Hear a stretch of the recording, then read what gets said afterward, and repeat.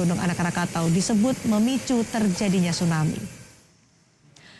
Sejumlah wilayah paling terdampak dalam radius berbahaya dari titik Gunung Anak Rakatau diantaranya Lampung Selatan mencakup Tanjung Tua dalam jarak 39 km, lalu Dermaga Canti 39,33 km, Teluk Kiluan 49 km, dan Pulau Sebesi 19,92 km.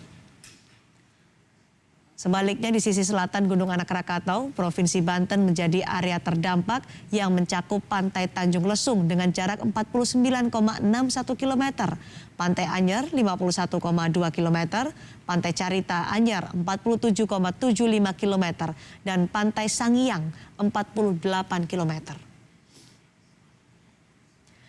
Gunung Krakatau yang berketinggian 813 meter di atas permukaan laut tepat berada di tengah Selat Sunda yang diduga menjadi penyebab tsunami di Selat Sunda. Letusan terdahsyat Gunung Krakatau dan terbesar sepanjang sejarah modern manusia terjadi pada 26 dan 27 Agustus 1883.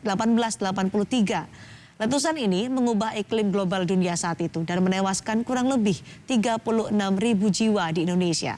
Akibat letusan itu, 3/4 tubuh Gunung Krakatau hancur dan memisahkan Pulau Rakata, Pulau Panjang, dan Pulau Sertung.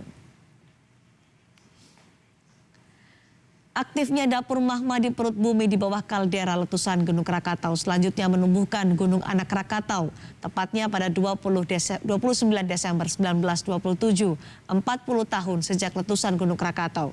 Gunung Anak Rakatau tercatat terus tumbuh hingga 3,6 meter. Hingga saat ini diperkirakan telah mencapai ketinggian 315 meter di atas permukaan laut. Gunung Anak Rakatau menjadi yang paling aktif saat ini dan terpantau meletus pada 22 Desember 2018 kemarin dengan ketinggian asap 300 hingga 1.500 meter.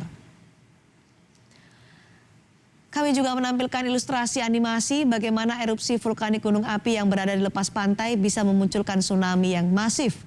Erupsi gunung api biasanya memunculkan longsoran, seperti yang juga terjadi pada Gunung Anak Rakatau. Longsoran karena aktivitas vulkanik ini mengguncang air laut dan memunculkan gelombang tinggi. Gelombang tsunami ini meluncur cepat di lautan, bahkan kecepatannya bisa menyamai kecepatan pesawat jet, yakni 640 sampai 960 km per jam. Gelombang air di tengah lautan memang belum terlalu tinggi, hanya sekitar 0,5 meter. Namun saat gelombang sudah mendekati pantai, maka tingginya terus bertambah. Hingga ke bibir pantai, tingginya bisa mencapai 4 hingga 5 meter.